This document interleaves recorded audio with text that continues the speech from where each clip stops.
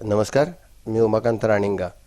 दिवाळीच्या सणाचे थोडक्यात आपण ऐतिहासिक आणि पार्श्वभूमी जाणून घेण्यासाठी इथं थांबलोय.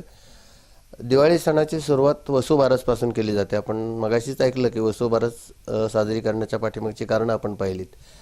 वसुबारस नंतर दुसरा महत्त्वाचा दिवस म्हणजे धनत्रयोदशी.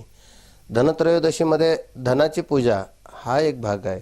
त्याचबरोबर देवांचा वैद्य धन्वंतरी, या धन्वंतरीची निर्मिती किंवा धन्वंतरीचा जन्म समुद्रमंथनातून झाला आणि त्यातून त्यांनी औषधाचा कुंभ आणला आणि त्यानंतर त्याच्यातून आयुर्वेदाची आणि औषधोपचाराची निर्मिती झाली आणि अशा तऱ्हेनं धन्वंतरीचा जन्म झाला म्हणून धन्वंतरीची जयंती म्हणून वैद्यकशास्त्रामध्ये किंवा वैद्यकीय व्यवसायामध्ये या दिवसाला फार मोठं महत्त्व आहे.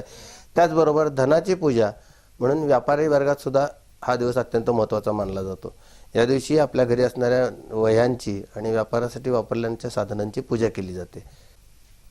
धनत्रयोदशी नंतरचा अत्यंत महत्त्वाचा दिवस म्हणजे नरक चतुर्दशी. चतुर्दशी म्हणजे 14वा दिवस, अमावस्येचा आदला दिवस. नरक चतुर्दशीला नरकासुराचा वध श्रीकृष्णानं सत्यभामेच्या मदतीने केला आणि त्याचा उत्सव साजरा करण्यासाठी म्हणून नरक चतुर्दशी साजरी केली जाते.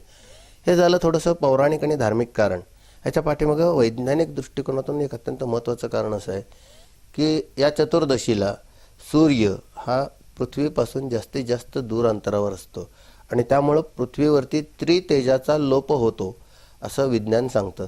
त्रितेज म्हणजे अमावस्या जवळ आल्यामुळं चंद्रापासून मिळणारं तेज लोप पावलेलं असतं.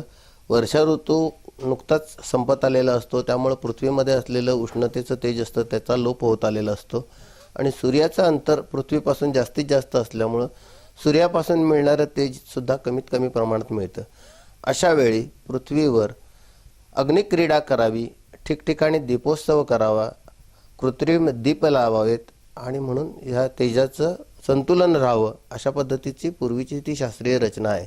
या अग्निक्रीडेचं पुन्हा पुढं फटाके उडवण्यामध्ये आणि आतषबाजीमध्ये वगैरे रूपांतर झालं, पण पृथ्वीवरती असणारं तेजाचं हे कमी असणारी अवस्था म्हणजे नरक अवस्था असं त्या अवस्थेला म्हटलेलं आहे आणि हे संदर्भ आपल्याला दशमहाविद्या या नावाच्या ग्रंथात हे संदर्भ मिळतात. या परंपरेंना पुढं मग श्रीकृष्णाच्या आणि नरकासुराच्या वधाच्या कथा जोडल्या गेल्या आणि नरक चतुर्दशी या नावानं हा 14वा दिवस साजरा करण्याची प्रथा पडली. आणि नरक चतुर्दशीनंतर जी अमावस्या येते, वर्षामध्ये 3 महारात्री असतात. त्यातली एक असते ती गोकुळाष्टमीची, ज्या दिवशी श्रीकृष्णांचा जन्म झाला ती. त्यानंतर जी असते ती महाशिवरात्र आणि ही दिवाळीची जी अमावस्या असते ही तिसरी महारात्र. या रात्रीचं वैशिष्ट्य असं असतं की ह्या रात्रीमध्ये संपूर्णपणे तेज लोपलेलं असतं आणि या तेजाच्या अंतिम क्षणापासून नव्या तेजाची सुरुवात होणार असते आणि म्हणून त्याच्या दुसऱ्या दिवशीचा जो दिवस आहे, जो पाडवा म्हणून आपण साजरा करतो, त्या दिवशी या तेजाची सुरुवात होणार असते. म्हणजे हा सरत्या वर्षाला निरोप देण्याचा असा प्रसंग आहे आणि त्या दिवशी तेज अत्यंत कमी असल्यामुळं त्या दिवशी त्याला दीपोत्सव आणि दीपावली या नावानं ओळखलं जातं. त्याच्यामुळे मग पाणवठ्यावर किंवा आपल्या दारामध्ये या सर्व ठिकाणी दिवे लावण्याची प्रथा आहे आणि याच्यातून मग ही प्रथा सर्वसामान्य लोकांच्यामध्ये रुजावी यासाठी मग त्याच्यासाठी लक्ष्मीची कथा जोडली गेली. या दिवशी रात्री लक्ष्मी फिरत असते आणि आपल्या भक्ताच्या घरी ती लक्ष्मी प्रवेश करते आणि म्हणून आपल्या दारामध्ये दिवे उजळून लक्ष्मीचं स्वागत करावं, रांगोळ्या घालाव्यात अशा पद्धतीच्या परंपरा निर्माण झाल्या. या दीपावलीच्या नंतरचा पहिला दिवस असतो तो पाडवा. पाडवा हा दिवाळीचा सगळ्यात मोठा सण मानला जातो. भारतामध्ये कालगणनेच्या विविध पद्धती प्रचलित आहेत. आपण सध्या इंग्रजी कालगणना वापरतो, पण शालिवाहन शक, विक्रम शक असे अनेक शक साजरे केले जातात, या ठिकाणी आपल्याकडं पाळले जातात. शिवराज्याभिषेक शक शिवशक म्हणून सुद्धा ओळखला जातो.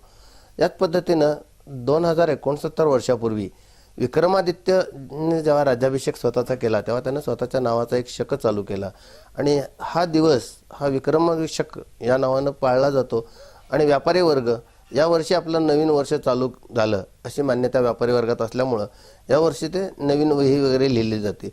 अलीकडच्या काळामध्ये मार्च महिन्यामध्ये मार्च एंडिंग वगैरे असा जो प्रकार आहे, इंग्रजी वर्षाचं कालगणना आपण गृहीत धरलेली आहे आणि ती सर्वमान्य आहे. पण पूर्वीच्या भारतीय संस्कृतीमध्ये विक्रम संवत ही कालगणना मान्य होती आणि म्हणून पाडव्याला व्यापाराचं नवं वर्ष मानलं जायचं. दुसरा महत्त्वाचा भाग म्हणजे दीपावलीच्या या पाडव्याचं नूतन वर्षाच्या दिवशी आपल्या इष्टदेवतेचं, कुलदेवतेचं दर्शन घ्यायचं आणि घरातील ज्येष्ठ नागरिकांना किंवा ज्येष्ठ लोकांना वंदन करून त्यांच्याबद्दल कृतज्ञता व्यक्त करायची, अशी पाडव्याची दिव्य परंपरा आपल्या भारतीय संस्कृतीने जपली.